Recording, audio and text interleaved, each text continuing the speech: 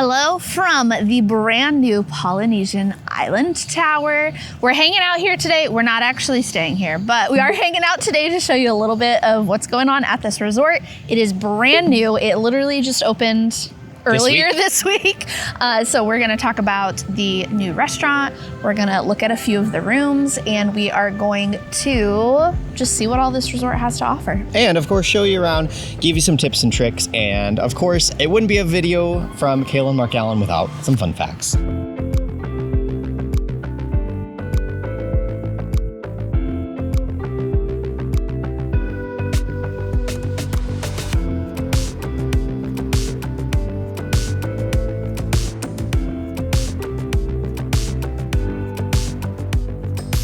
The Polynesian Island Tower is Disney's newest resort. Like we said earlier, this just opened this week. However, this is kind of a little bit different than your normal Disney resorts. This is what's called a Disney Vacation Club resort. Disney Vacation Club is Disney's version of a timeshare. So anytime that you hear the term Deluxe Resort or Deluxe Villas, the Deluxe Villas are referring to those DVC or Disney Vacation Club rooms or areas of those resorts. So the Poly Island Tower and the Polynesian Resort are kind of like one big resort. It's similar to how you have like the Contemporary Resort and Bay Lake Tower. Those are all kind of the same resort, but you have like your normal side and then your DVC side. Now, you don't have to be a Disney Vacation Club member to stay at this resort. You can pay cash to stay at these. Just know that they are definitely gonna be like your highest end price range of any of the Disney resorts, especially for this one because of the location near Magic Kingdom. I do want to talk a little bit about the parking situation at this hotel because I know that that was a little bit of a big question as they were doing construction. The new tower does have its own parking lot. However, the security is not, like they don't have a full security station like they do at the normal Poly. So you will need to make sure you have like your magic band ready to go. You can only park here if you are staying here. So don't like try and come if you are not staying here, but you will not enter where the Poly is. It does have its own separate entrance and separate little like call button thing to get in. So just as a heads up, that's how you park here. Now, if you're coming from like one of the parks or somewhere else on Disney property, you are going to be taken to the OG or like Poly proper, as we've been liking to call it. And then there is a nice little walkway. So if you go kind of out by where Captain Cook and Trader Sam's is, if you come out that way, there's a nice little walking path that leads you straight to the Poly Tower. When you walk into the lobby, you're gonna find tons of just absolutely stunning decor and like theming and details and texture. I was a little worried because I know in some of the more recent things that Disney have done has felt a very vanilla or very like just not super themed, I guess. Like it's just very basic, like with like some decals and pillows, and that's about it. They did not do that here. They actually pulled out all the stops. There's carvings and just really cool textures. Like it's just a cool use of texture. You have these beautiful pillars that have like the waves and feathers, and you've got the stone on some of the walls. There's some walls, Mark Allen probably has a clip of it, but they have like mother of pearl like inlaid into the wall. They have like the bamboo rattan like furnishings, and they have these live moss installations. I don't know what you call it. It's like not a chandelier, but it's like a big hanging thing, but it's live moss, which is super cool. They have a giant mural that has some Moana characters, and if you look really closely, you can find a few hidden Minnies, which is super fun. And Mickeys. So be on the lookout for that when you take a peek at that. One of the most eye-catching things when you walk in are these, like this chandelier stick looking situation.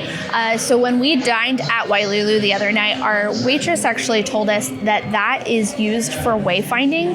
And so you'll find that in a lot of Polynesian inspired decor. I just thought that that was a cool little detail. And even if you are over at Poly proper, when you go and look at the new little DVC like seating area, they have those same little sticks, chandeliers up there too. There are lobby restrooms.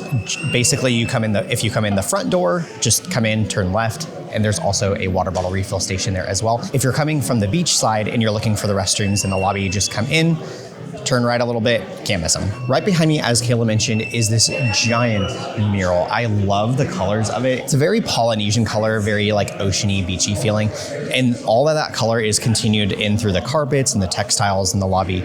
But my favorite thing about this, besides all of the hidden Mickeys and Minnies, as Kayla mentioned, is that this thing is huge. It literally goes up to the second floor. And if you stand back further in the lobby, you can see it to its grand scale and take it all in for what it is. What I love about this is that this was made on site.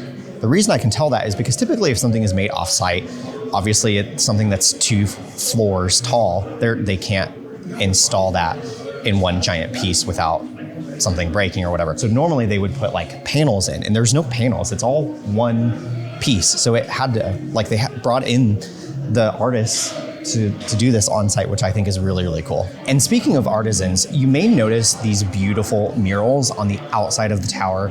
It almost looks like, if you're familiar with Maui, the character from Moana, it almost looks like his tattoos. And that's kind of for a reason. They worked with a Hawaiian tattoo artist to design and create these murals to look like Polynesian tattoos on the side of the building. But I think that's such a cool fun fact that they really did work a lot with the Polynesian artisans to design and create this whole addition to the Polynesian. A lot of people, when they were building this resort, are like, why are they building a tower on Seven Seas Lagoon? They're going to ruin the sight lines and blah, blah, blah. And they were really mad. Well, actually, when the Polynesian was originally designed, it was originally going to be a tower. Disney went as far as creating concept art for that idea of the Polynesian.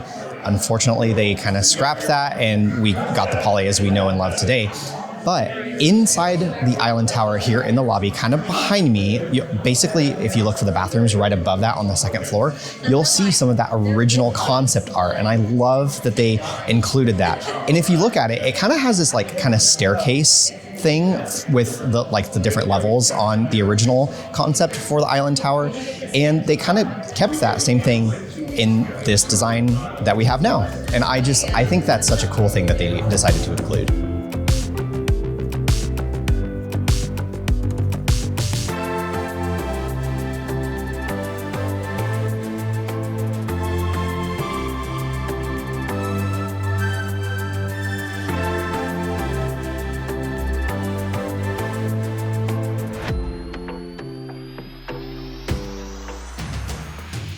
There is a pool and a splash pad area at this hotel. You do have access to the normal Polynesian pool as well, and vice versa.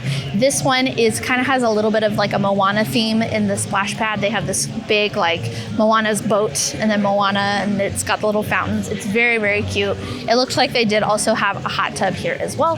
Now remember, if you are not staying here, you cannot use the pools, but you can look at them like we are from beyond the gate. The island tower does also have its own pool bathrooms. They're absolutely beautiful. And what I really appreciate about this resort is, to me, this feels like Disney really leaning into their conservation side and their like going green initiative. One thing I noticed in these bathrooms is that, at least as of right now, they are not using trash can liners in these bathrooms. It's like a reusable, it's almost like, think like a laundry bag instead of a traditional like trash can plastic liner. I just really like that they did that. And obviously, as we mentioned earlier, like in the lobby, they did a lot of like natural materials that it just feels like Disney's really leaning into that green initiative that they're going for.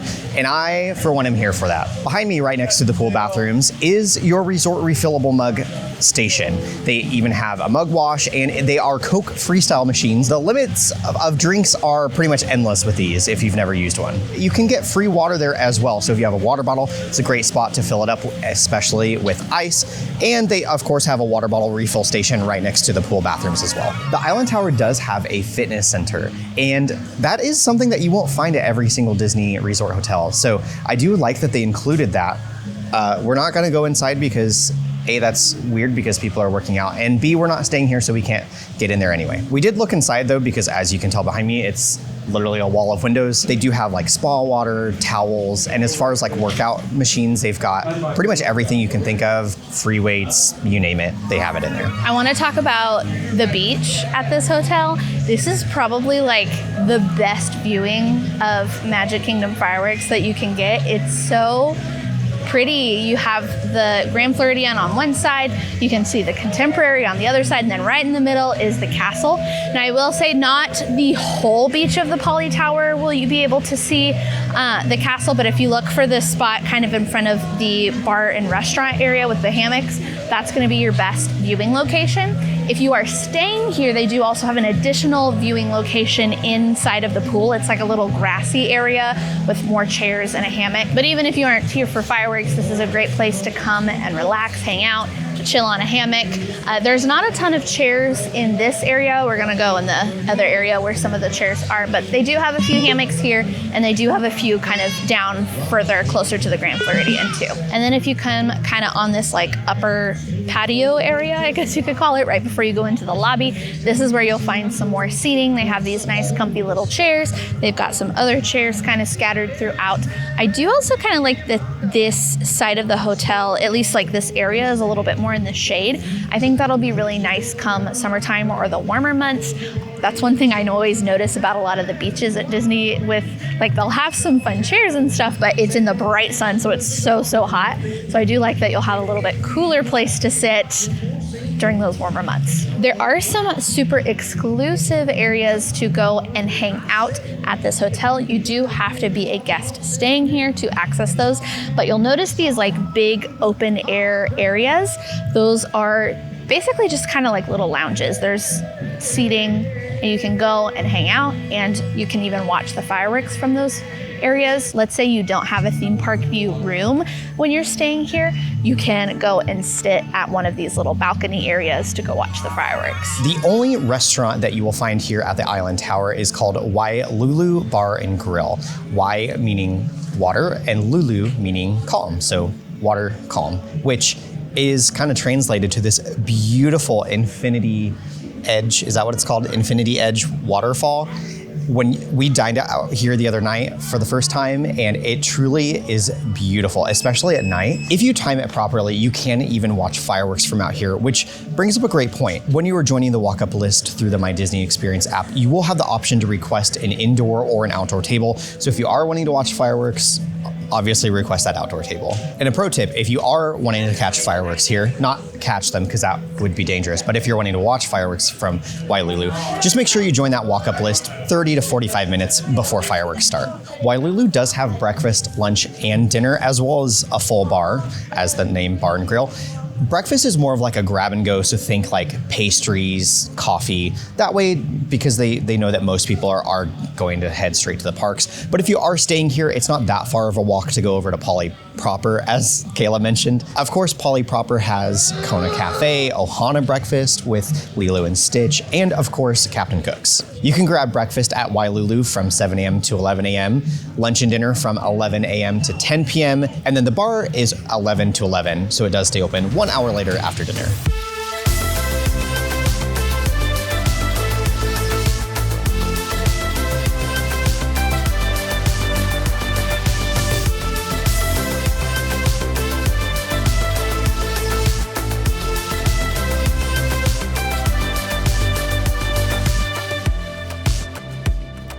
As I mentioned earlier in the video, this is a Disney Vacation Club resort. And so Disney Vacation Club is like a timeshare. And if you've ever been to any of the Disney Deluxe resorts, you've probably seen the little DVC stations.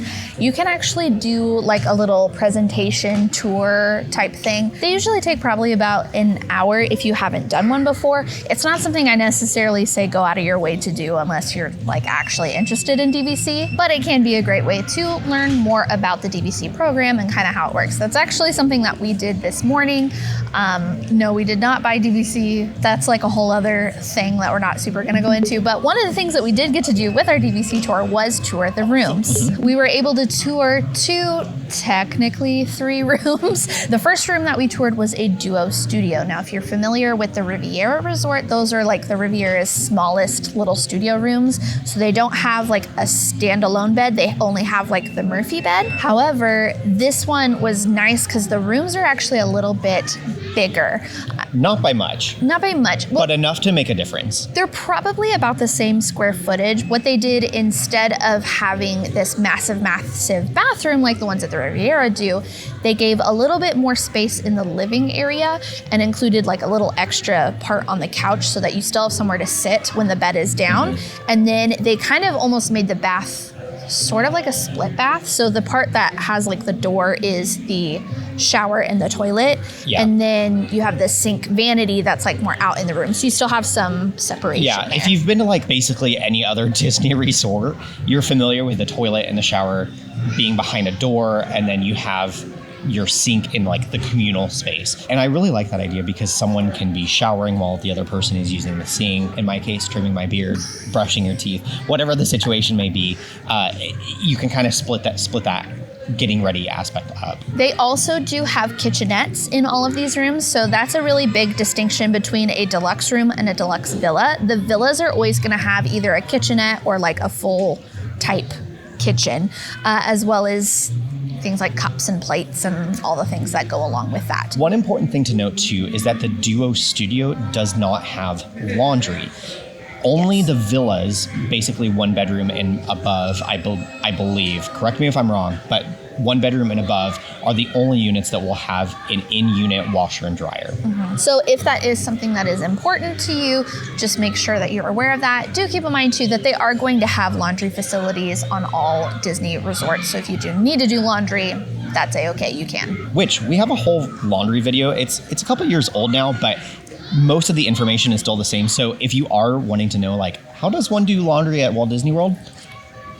In the description, the next room that we toured was a 2-bedroom. So these are the largest rooms that you're going to find at this hotel, other than the penthouse suite, which we couldn't tour because I think they only have like one of those. Yeah, and the penthouses are basically the same, but they're 2 floors. Yeah, so those I would imagine are similar to, they have one at the Grand that's kind of like that 2-floor loft type style. They also have one at Bay Lake Tower as well. Yeah, so I would imagine it's kind of similar to that. But the 2 bedrooms are beautiful. They sleep up to 9 guests, so great if you have larger parties. So they have your main bedroom that has the large bed and then its own private bathroom with a beautiful jacuzzi tub.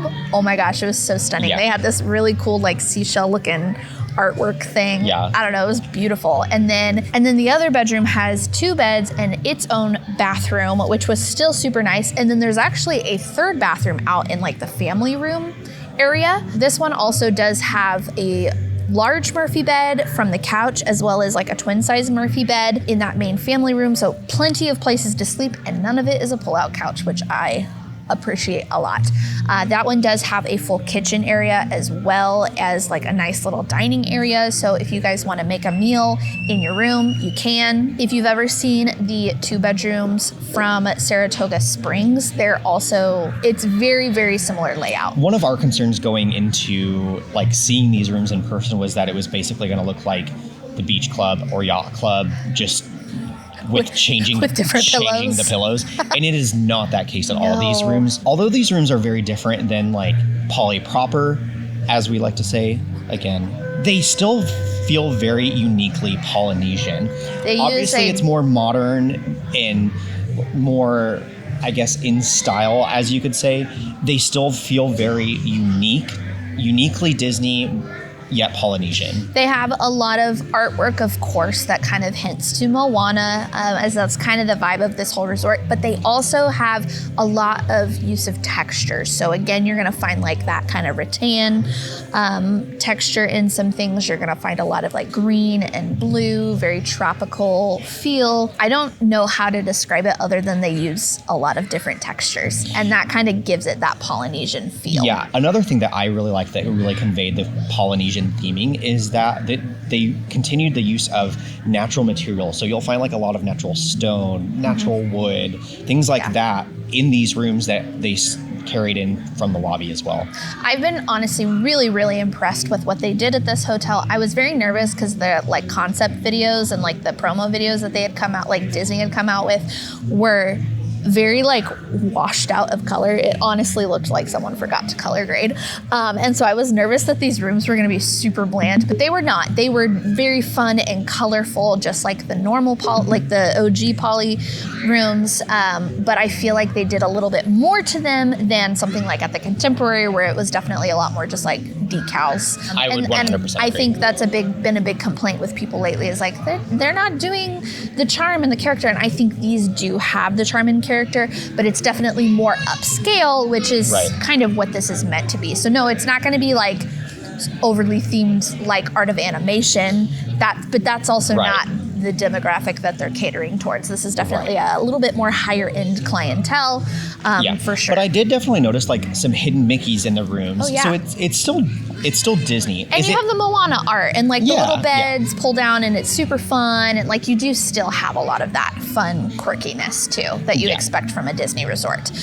There was a third room that we didn't technically tour a third room. The way that they do the DVC presentations is they have their office set up like in one of the hotel rooms. So they like take out the bed. And so the one we saw was a deluxe studio.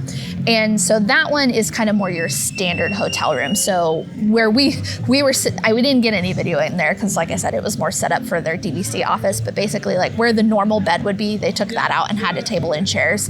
They do have a Murphy bed. So that one you can sleep up to 5. I think it was 5. Because I think the couch does pull down into like a twin bed as well. So, and those were also really, really nice. Very similar. If you were to take the Duo studio and add a bed to it, that's pretty much what that one looked like. Truly though, the thing that this Island Tower has going for it is the views. I wish I could like bottle the views and just be able to go up there when I was around Magic Kingdom all the time, but you can't. As we mentioned, I know one thing that a lot of people are very curious about is these kind of open air boxes. I don't know what else to call them. They look like a box and this pushed into the side of the. It's a balcony. It's a huge like open air 2-story balcony patio situation. We did not, even by doing our DVC tour, we did not get access to those. You do have to be staying here to access those. And honestly, I'm glad that Disney decided to do it that way, because if you're paying a lot of money to stay here, you want that exclusivity to be able to really use the amenities where you're staying. And I appreciate that it is that exclusivity that they created. Because don't be fooled. These rooms are very pricey. I would say your starting price is probably going to be about $1,000 a night if I had to guess. It could be a little bit less maybe during non-peak season, but because this is literally right by Magic Kingdom and it's a brand new hotel and it's DVC, these are going to be some of your most expensive rooms on property. Yeah, I know one of the going rates, keep in mind that this is basically the week before Christmas. I know one price that I saw for opening night was $1,500 for a deluxe studio. Again, keep in mind it's opening night and basically the week before Christmas. So you can absolutely like stay here and pay cash. Just know that it's not going to be like Pop Century prices, but I think it is a really beautiful hotel, and I do think that if you're wanting something a little bit different and you have the money to spend, there you go. And if you don't have the money to spend, you can still come pop over and take a peek at this hotel, eat at the Wailulu Bar and Grill, because it is delicious, and have lots of fun. Speaking of Wailulu, let's talk about our experience eating. We only ate dinner there, and of course we got some drinks, and it blew our socks off. It was so good. Don't let the term bar and grill throw you. This does have like really, really good food. I was pretty impressed. I think they have some very approachable dishes. We didn't try like a ton of things, but they did have some very approachable dishes as well as some more adventurous ones, especially because you have a lot of those Polynesian flavors. But let's talk about drinks first. So I got the 0 proof Pina colada. So this just means that it doesn't technically have alcohol in it. It does have what's called Lyre's, which is like a brand of non-alcoholic spirits. So you get kind of still that little bit of that alcohol taste without it actually being alcohol. And I would say it didn't really taste like a pina colada. It was definitely a little more pineapple-y, but it was a really good drink. And I think for being a non-alcoholic cocktail, it was a good one, and I enjoyed it a lot. So yeah, in this was Lyre's K non-alcoholic spirit, coconut cream, and Dole pineapple juice and some lime. And that was $12.50. So a little bit cheaper than an actual alcoholic drink. Do know that a lot of the zero proof cocktails, especially the ones that have the non-alcoholic spirits, are still going to be a little more expensive. Yeah. But, you know, if you want that experience of drinking without drinking, it was a good option. For my drink that I started with, I got the Pandan Gin Gin Mule. And I'm not gonna lie, I was a little scared to try this because it has gin, which normally mules are made with vodka. And I was like, gin, I'm not a huge gin drinker. I don't really like it. It's too like florally sweet, herbally tasting to me, and I just don't like it. It was pretty hilarious though, because they brought it out and it's like bright green. And I was like, whoa. Think like borderline Listerine color. This was so good. So pandan, if you're not familiar with, it's basically a leaf that is native to the Polynesian.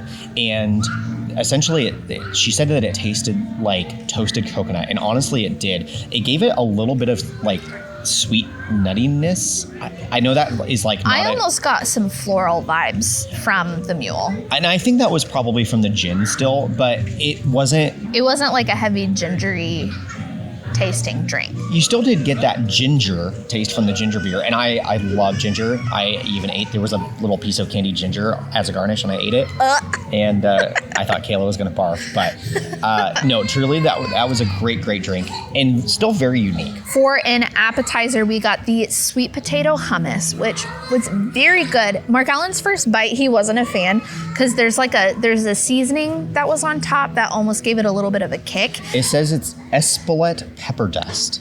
I don't know whatever what that is. But the bite that he got did not have that, so he was like, I don't know. And then I had him take another bite, and it was really, really good. That had like the fried chickpeas on top, and then you had these like tostones, which almost were like, they looked like smashed potatoes. Yeah. I think that's what a tostone is. So. Yeah, I think my only complaint with this is that I wish we would have had like one or two more tostones. Yeah, I feel like we had plenty of the hummus, but I almost needed more things. I had to get huge globs on my thing so that I could, but it was very, very good. It was good. I would 100% get that again. Oil on top, and it was a really good appetizer. It was very fresh. light, and I think it might be a plant-based option. I would assume that it's a plant-based option.